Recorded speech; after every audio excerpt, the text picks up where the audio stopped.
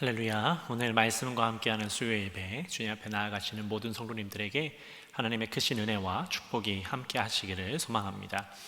오늘 로마서 2장 1절부터 16절까지 말씀 통해서 함께 은혜를 나누도록 하겠습니다.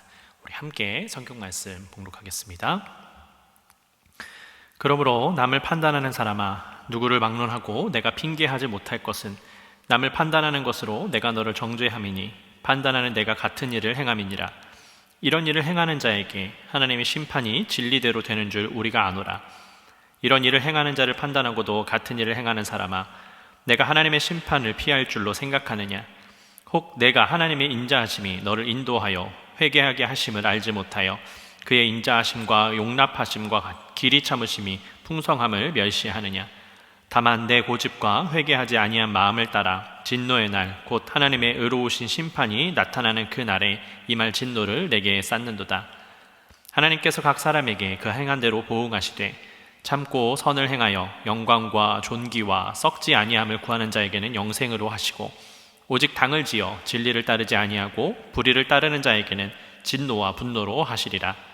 악을 행하는 각 사람의 영에는 환난과 곤고가 있으리니 먼저는 유대인에게요 그리고 헬라인에게며 성은을 행하는 각 사람에게는 영광과 존귀와 평강이 있으리니 먼저는 유대인에게요 그리고 헬라인에게라.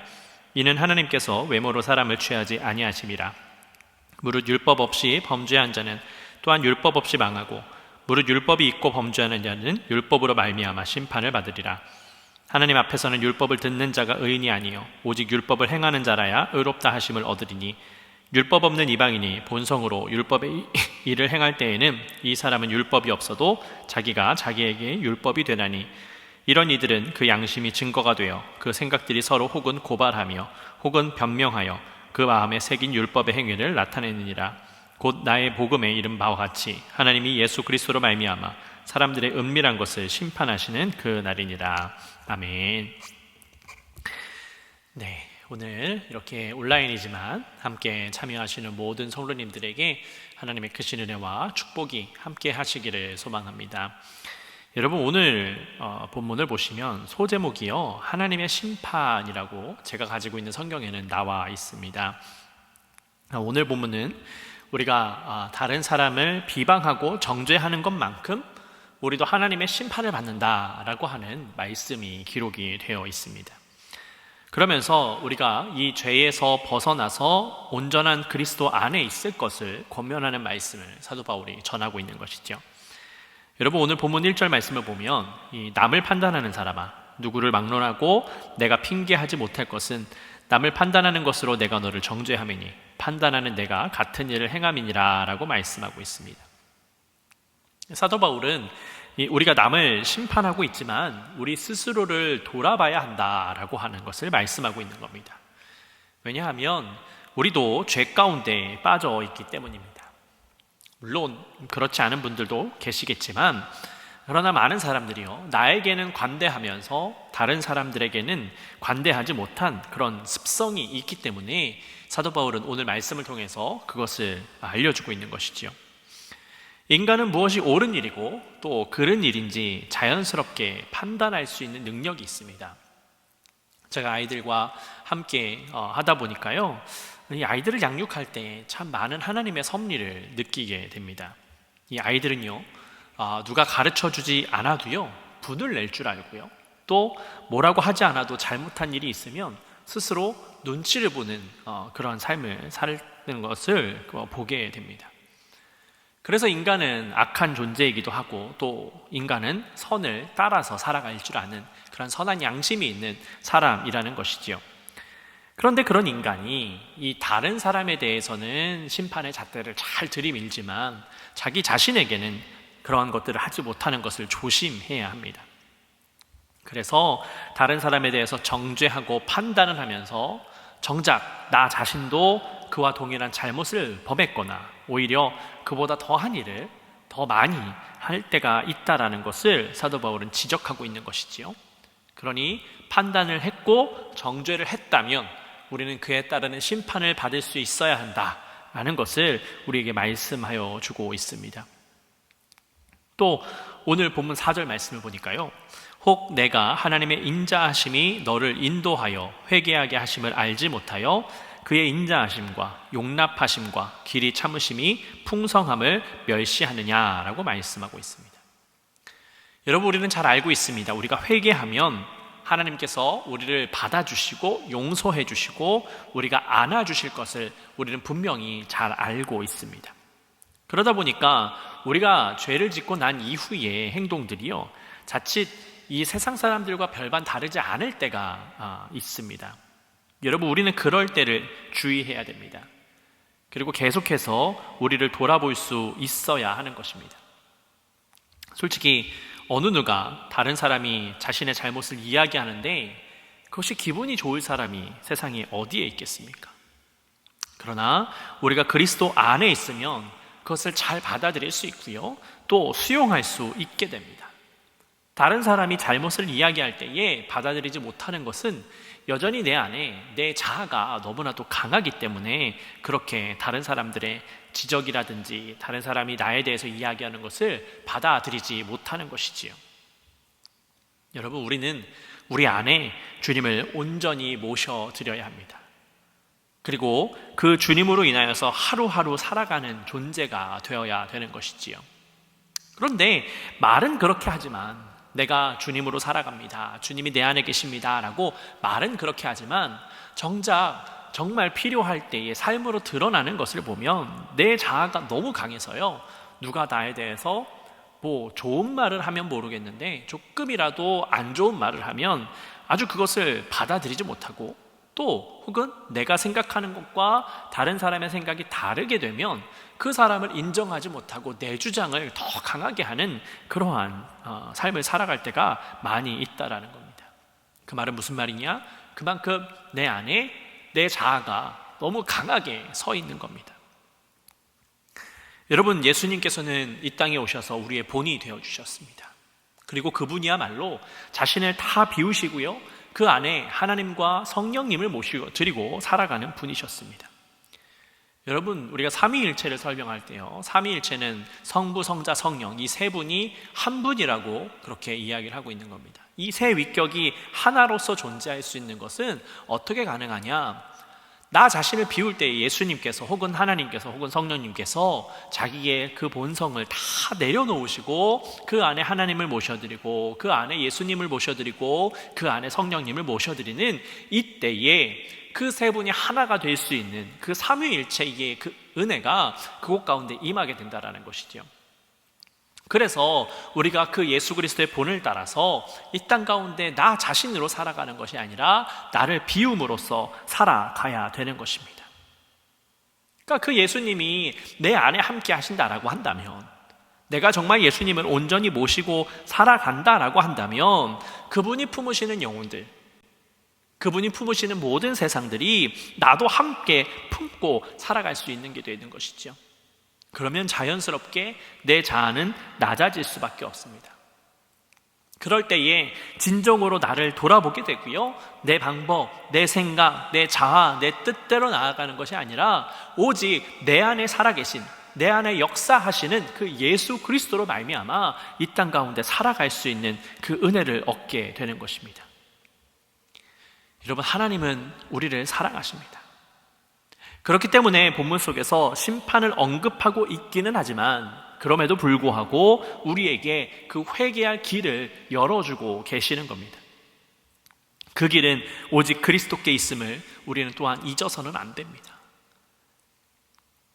우리가 그 심판을 피할 길은요, 우리의 능력으로 혹은 물질이든 내 명예든 그런 것으로 절대로 열릴 수가 없습니다. 그 심판을 피할 수 있는 길은 오직 예수 그리스도께만 있습니다.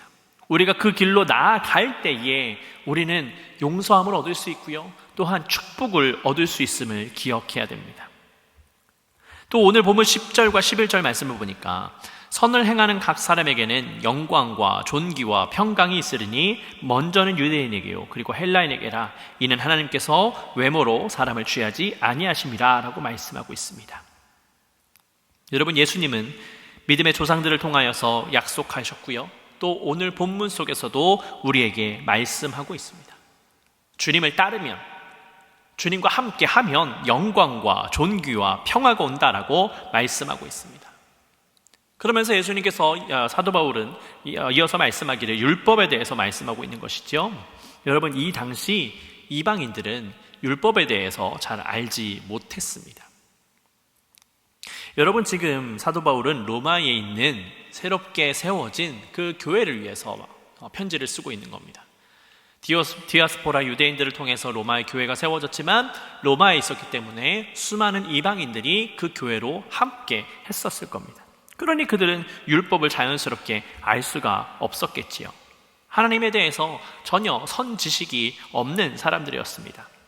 그러나 사도 바울은 이야기하기를 그러한 그들에게도 그들의 본성을 따라서 살아가면 그들 안에 자기가 가지고 있는 율법을 가지고 된다라고 언급하고 있습니다.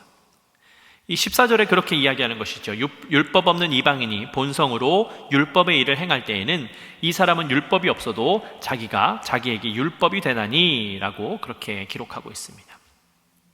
즉, 다시 말해서 이들에게 율법은 주어지지 않지만 그들이 삶을 살아가면서 가지고 있는 그 양심이 있기 때문에 자기 안에 죄와 선을 구별할 수 있는 그 기준이 분명히 주어져 있고, 또 그로 인하여서 자기 자신이 알지 못하지만 그 율법을 따르게 된다라면 하나님의 은혜로 말미암아, 하나님의 축복으로 말미암아 그 은혜 안에서 심판을 받을 수 있게 된다라고 말씀하는 겁니다. 여러분, 그렇기 때문에 사도 바울은 지금 이 로마에 있는 교회에 이 유대인들을 향하여서도 마찬가지지만 이방인들을 향하여서 복음의 사명을 감당하기 위해서 말씀을 선포하고 있는 겁니다. 이 사도 바울은 로마서를 통해서 율법에 대해서 정의를 하고 있는데 그 시작을 하기 위해서 오늘 본문의 말씀을 증거하고 있는 겁니다. 여러분, 이 율법은요, 우리의 삶 가운데 항상 존재하게 됩니다. 그러나 그 율법이 우리를 의롭게 하고 하나님 앞에 설 수 있게 하는 것은 아니었습니다. 오늘 본문 13절 말씀을 보니까 하나님 앞에서는 율법을 듣는 자가 의인이 아니요 오직 율법을 행하는 자라야 의롭다 하심을 얻으리니 라고 말씀하고 있습니다. 여러분, 사도 바울은요, 율법을 따라서 살아가는 사람이 의롭게 된다라고 말씀하고 있습니다. 즉, 우리가 주님을 믿을 때에, 주님 앞에 나아갈 때에 의롭다함을 얻게 되는 것이지요. 여러분, 우리는 그리스도인입니다. 우리는 예수 그리스도를 믿고 있습니다. 그러니까 그리스도를 믿기 때문에 우리는 그리스도를 사랑합니다.